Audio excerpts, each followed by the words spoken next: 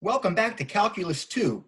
In this lecture, we're going to learn how to evaluate a new type of integral called trigonometric integrals. This is not a new integration method, but rather an old integration method applied to a new type of integral.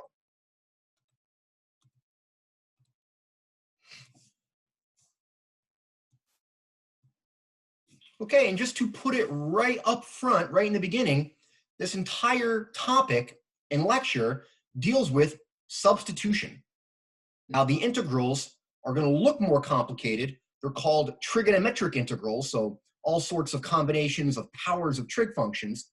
The two standard types that we're going to learn about in Calculus 2, the first one here, powers of sine and cosine, sine to the nth power times cosine to the nth power, and then a similar integral with powers of tangent and secant, tangent to the nth power times secant to the nth power. Now, these look more complicated, but they really don't require anything other than basic, familiar U-Substitution. Now, hopefully you're on top of substitution, because we're going to be using that extensively here. So think, this is not really a new method, but just an old method applied to a new type of problem. All right, this can be a rather dense topic, depending on a student's background. Either you feel very comfortable with all things related to trigonometric functions, or you're maybe still a little bit uncomfortable. For instance, if your pre-calculus course was a while ago. So to kind of assist with transitioning to calculus, the first thing that we'll get through is a review of all things trig, some relevant identities that we'll need for the calculus course, and then some basic derivatives as well as antiderivatives and integrals. All right, the part we'll get to after that is the first integral here, powers of sine and cosine, and then after that, powers of tangent and secant. All right, now before we get to the review of trig, I want to show you a kind of very simple example that might look complicated, but how with the right U-Substitution, we can actually make the problem very simple. All right, the integral here is the integral of sine to the 10th power of x times cosine of x. Now this example is simple. It might look complicated, but it's about as straightforward as it gets for a U-Substitution. Pause the video, make an attempt at this, and see if you can complete this with a straightforward substitution. We'll check in about a minute.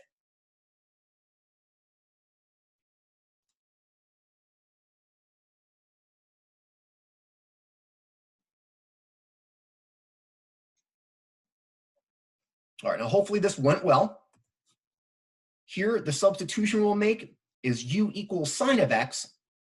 The factor of cosine of x in the integral, we'll use that for the differential du. So with u equals sine of x, du is cosine x dx, and we can convert that trigonometric integral in the variable x to this much simpler polynomial integral in the variable u. We have here the integral of u to the 10th power, integrating that with respect to u.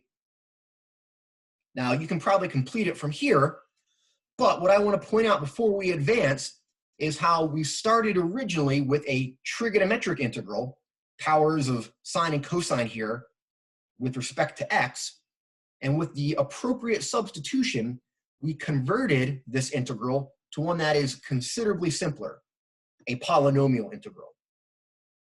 Now that's going to happen for every single question we'll be learning about in this lecture. All the examples will look very complicated in their trigonometric statement, the version that we're given originally, but with an appropriate substitution, it converts to a rather simple polynomial integral. Polynomials are powers of a variable. We just need to apply the power rule for antiderivatives. Now, my goal is to get you to see that through each example, so we'll recall that when it pops up through all the examples we'll be looking at. So if you were to complete the question here, the remaining work, the antiderivative in u is 1 over 11 times u to the 11th plus c. And then you can back substitute u as sine of x. So with a straightforward U-Substitution, we get our antiderivative here.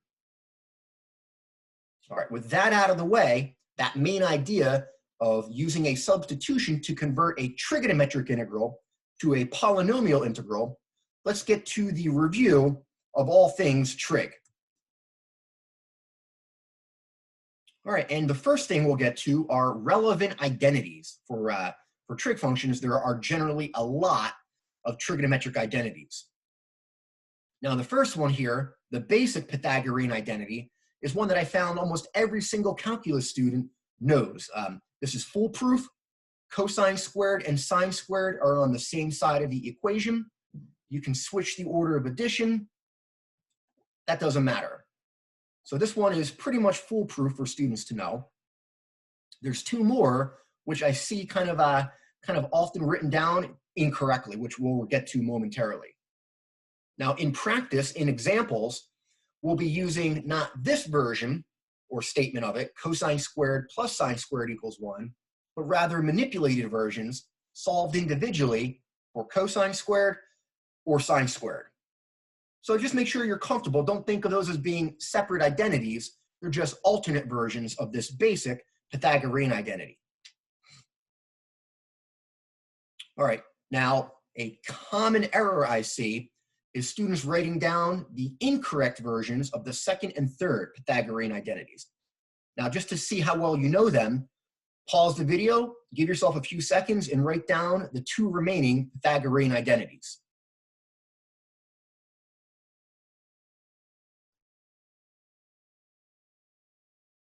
All right, hopefully you wrote them down. Let's see if they're correct. Either you know them or you don't.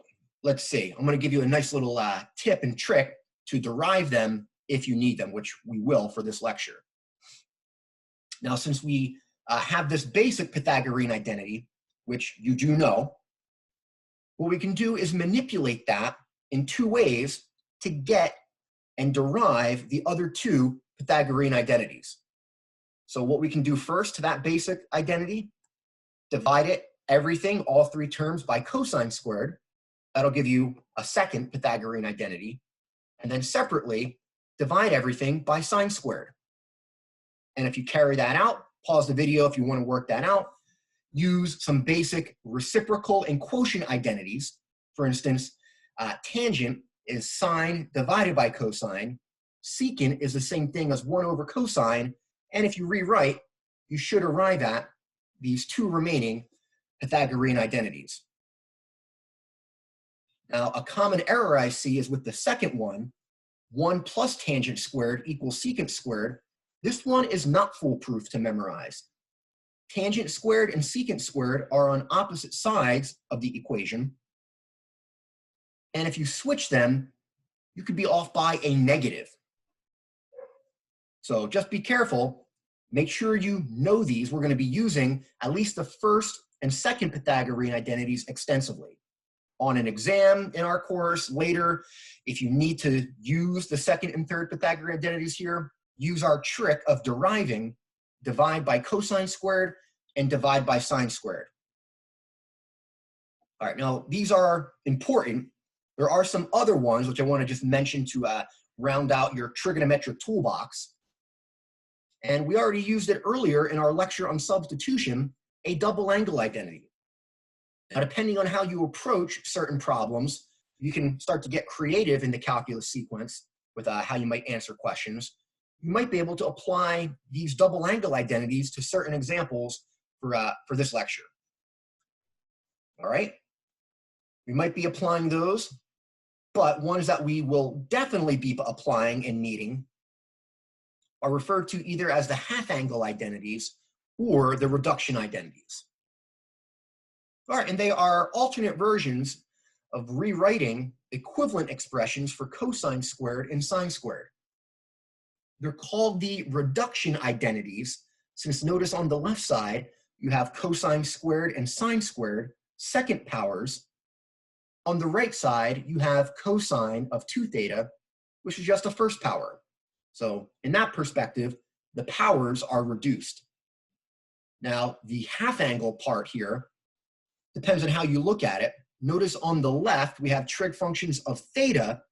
On the right side, we have trig functions of 2 theta. When you reduce the power, the angle doubles. So that's where the half or doubling comes from, depending on this version or equivalent versions. All right, we will definitely be using the half angle or reduction identities at some point. We'll recall those when needed.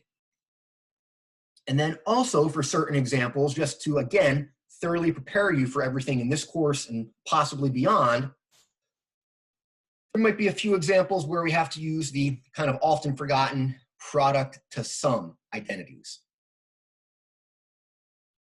All right, now there's not going to be any examples within this lecture, part 1 or 2, but scattered through the homework questions, there might be somewhere you apply these, and you might encounter these in other courses, for instance, your science and engineering courses.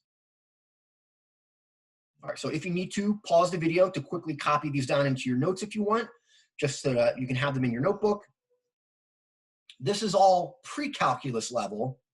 Since we are in calculus 2, we need to get to the calculus identities, basic derivatives, and then integrals and antiderivatives. All right, so hopefully you're comfortable with these derivatives, the derivatives of sine, cosine, tangent, and secant.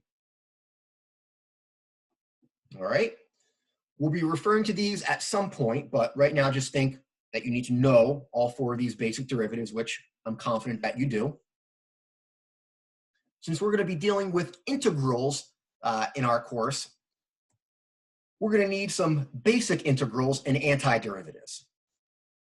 Now, all 4 of these integrals, or indefinite integrals, or antiderivatives, we basically just reverse the above differentiation rules. So make sure you're comfortable with these. The bottom 2, the integral for secant squared and then the integral for secant tangent, are both simple antiderivatives. All right, now there's going to be some examples that should go in this list, but are actually complicated. And why they weren't mentioned when you first encountered antiderivatives, for instance, in Calculus 1, is the antiderivatives for tangent and secant are not simple. They're not basic antiderivatives. Now, in our lecture for substitution, we actually did this example on integrating tangent. And with a substitution, we saw that we get it as negative natural log of cosine of x, or rewriting that as natural log of secant. Okay, so the antiderivative of tangent requires substitution. Definitely not a basic antiderivative. Now, depending on your prior Calc 1 course, you might either have encountered the antiderivative for secant, or maybe not. Maybe you have seen the formula.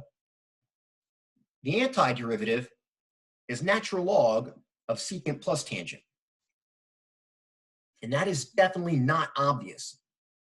Now, don't worry, we're not going to be using this last antiderivative of secant a lot, but there are a few questions scattered throughout the homework for this, this lecture, trigonometric integrals, where you'll need to know that. When we get to part 2 on powers of tangent and secant, we'll recall these bottom 2 integrals, the integrals of tangent and secant. All right, so that basically concludes all of our review part. If needed, go back and review when we're going through examples. Hopefully you have these identities from the first page copied down, just so we can refer to them without you having to backtrack in the video. Okay, let's go ahead and get to part 1, how we actually evaluate now integrals for powers of sine and cosine. I'm going to emphasize, as we keep advancing through this lecture, everything is built off of substitution. We just do a slight change in perspective to get the substitution to work out. Now, I will say I take a non-standard approach to teaching this topic in my Calculus 2 course. I'll say probably the standard way is just for students to, for instance, memorize a bunch of cases. Do this if the power m is even. Do this if n is odd. Do this if both m and n are even. All sorts of different combinations. And students can typically do that, but it's really just memorizing a bunch of different things, not understanding a unifying idea that brings them all together. Now, I do prefer that unifying idea. I don't want you to memorize a lot of stuff. Inevitably, some things have to be memorized, like basic identities, but I try to minimize that for my students. The unifying perspective we'll take for this whole lecture is we basically split off factors for du, the differential. So let's state that again. That is the fundamental idea that I'll use for pretty much every topic in this lecture. We split off something, certain factors, for du. We'll get to what those factors are, but that's the main idea. It eliminates having to memorize multiple different cases throughout powers of sine and cosine integrals and powers of tangent and secant. I myself start to get confused with all the different combinations for m and n being even, odd, both odd, really confusing. All right, now I do want to give you some guidance to how this works. For our integrals for this first part, powers of sine and cosine, we're going to split off a factor of sine or cosine from the odd power. All right, we'll get to why that works. We'll take a look at a specific example, but provided there is at least one odd power, we're going to split off one factor from that, either a sine or cosine from the odd power. We're going to relate this to Pythagorean identities. You might see where the odd power fits into this. One less than any odd number is always an even number. Your Pythagorean identities involve sine and cosine squared, even powers. You might see where this is going, but we'll wait. All right, and again, the main idea, once you split off appropriate factors, right now either splitting off a sine or cosine factor from the odd power, we then basically use a straightforward substitution to convert the complicated trigonometric integral to a simpler polynomial integral in U. All right. Now, the identities that we're going to use to assist us in doing the conversion, this is why we typically delay dealing with these trigonometric integrals a little bit after first introducing substitution, is there's a little extra that wasn't present with basic integrals that required substitution. We need the added tools, these basic trigonometric identities, these Pythagorean identities. Cosine squared is 1 minus sine squared, and sine squared is 1 minus cosine squared. And again, those deal with squared powers, even powers. Now, a common calculation that we'll be doing throughout some examples, which I want to mention right now, how do we apply, for instance, Pythagorean identities if we have a cosine to the 4th power? Well, we can cheat. You can write any even power as something squared. So here we can write cosine to the 4th as cosine squared squared. And then inside the brackets, we can now apply one of those basic Pythagorean identities. All right, I realize this might be overwhelming, giving maybe too many details before we get to examples, but I want to put you at ease that you probably know some of these identities already, and we just have to combine it with substitution. My goal is to get you to see those connections. All right, let's go ahead and get to some examples. Let's go ahead and take a look at example 1. Now, this one, just because this topic, this lecture is typically dense, requiring a lot of background in trig, let's go through this together. Since we have an odd power of cosine, we're going to split off one factor from that odd power of cosine. So we'll pull off one factor of cosine, and we'll pull it and put it at the end. Now, the difference here between basic substitution and now is the factor that we split off, we're going to use that for the differential du. And we try to work backwards. So if du involves a cosine, what must u be? What would the substitution u equals what that gives du with a cosine? Well, your u must have been sine. So here, if we choose u as sine of x, the differential du is cosine x dx, which is what we have split off at the end there. So we can rewrite cosine x dx as du, as long as we're consistent with the u substitution, u equals sine of x.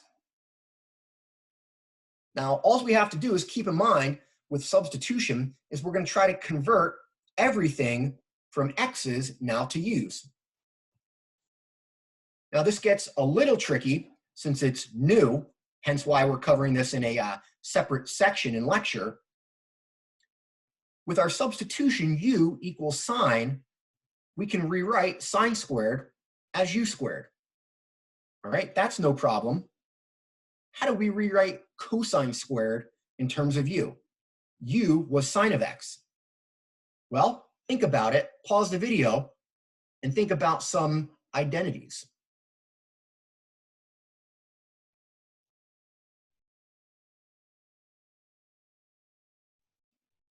The key here, what we're going to use in addition to doing this basic substitution, we split off something from the odd power, here a single power of cosine, we reserve that for du, but to properly convert everything to u, we're going to have to use a Pythagorean identity. We can rewrite cosine squared as 1 minus sine squared.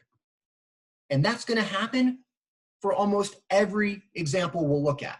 It's U-substitution with a splash of trigonometric identities, the Pythagorean identities. All right, now if we use that identity here, let's first rewrite our integral. I'm going to rewrite the cosine squared part as 1 minus sine squared. I'm keeping everything the same. Now we have everything rewritten to properly convert.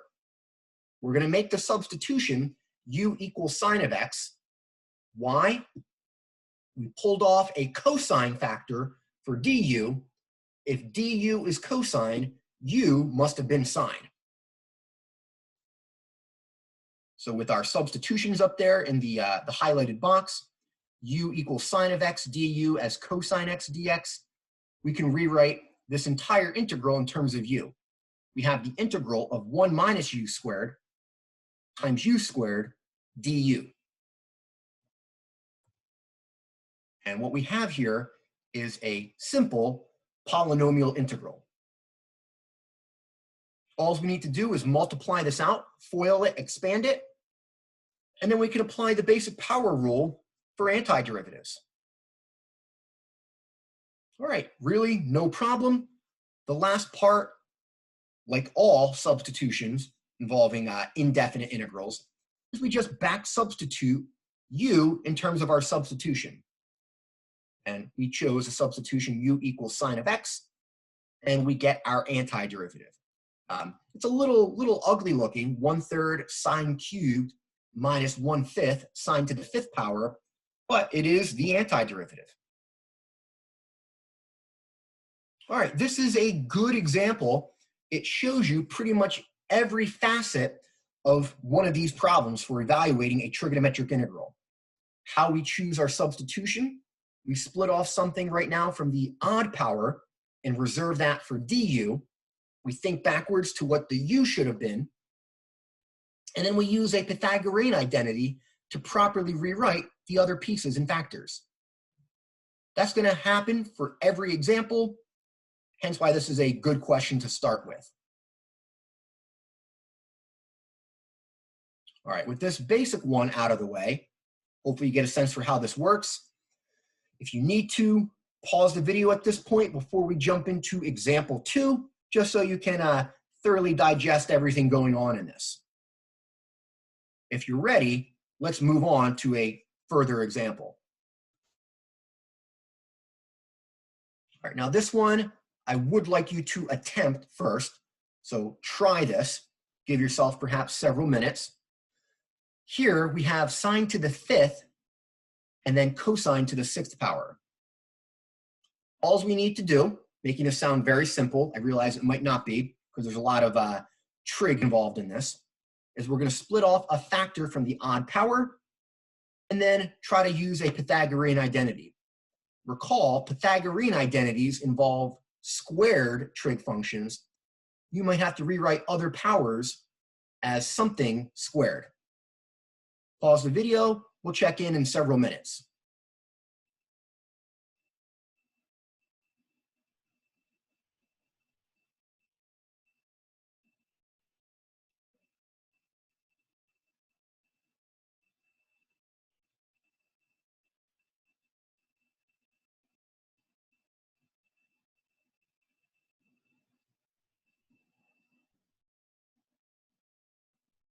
All right, let's go through this.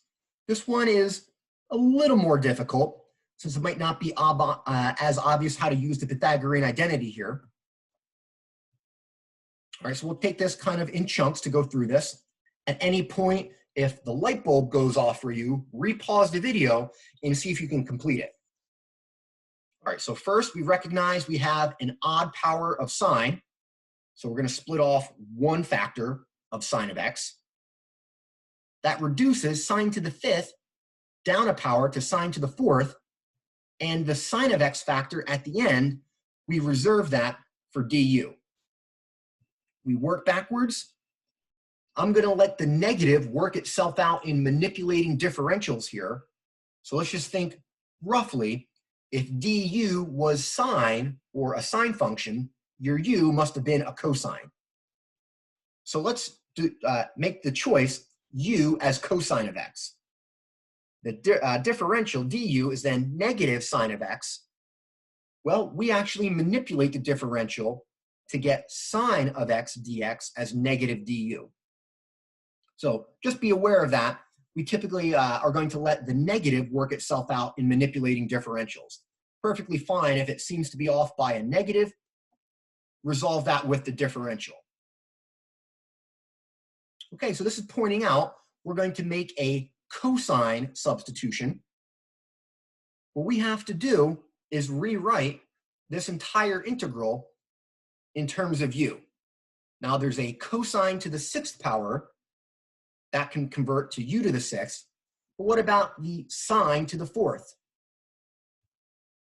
Well, we're going to think of sine to the fourth as sine squared squared. The sine squared inside the brackets, that's where we can apply the Pythagorean identity, since the Pythagorean identities apply to squared trig functions.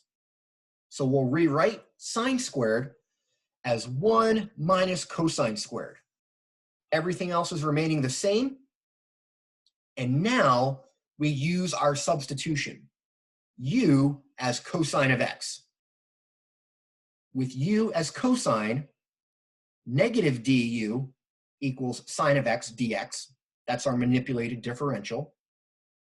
And then we can rewrite the part in the brackets after applying the Pythagorean identity. The term in the brackets becomes the quantity 1 minus u squared squared. All right. We, from here, just rewrite that x integral, that trigonometric integral in x. It has now been converted to this polynomial integral in u. This one's a little bit more work because of the sine to the fourth factor. We rewrote that as sine squared squared. We have to square that expression 1 minus u squared. So we can just FOIL or expand that and then integrate everything term by term by applying the basic power rule. All right, so I'm just taking that in steps. The negative u to the sixth, we distribute that in. We multiply kind of like bases with u, so we can add the exponents, giving us here the integral of negative u to the sixth plus 2u to the eighth minus u to the 10th. And that we can complete by integrating term by term, applying the basic power rule for antiderivatives. All right, the last part, like with every substitution, is to back substitute u in terms of x. So here, we just make a simple back substitution. We chose u as cosine, and we plug it back in here. All right, notice here, the antiderivatives start to look a lot more complicated, but we arrive at them just by applying substitution with some new identities, the trig functions. All right, that concludes part one. We're going to immediately pick up with part two of this lecture and get to kind of what happens if we have only even powers.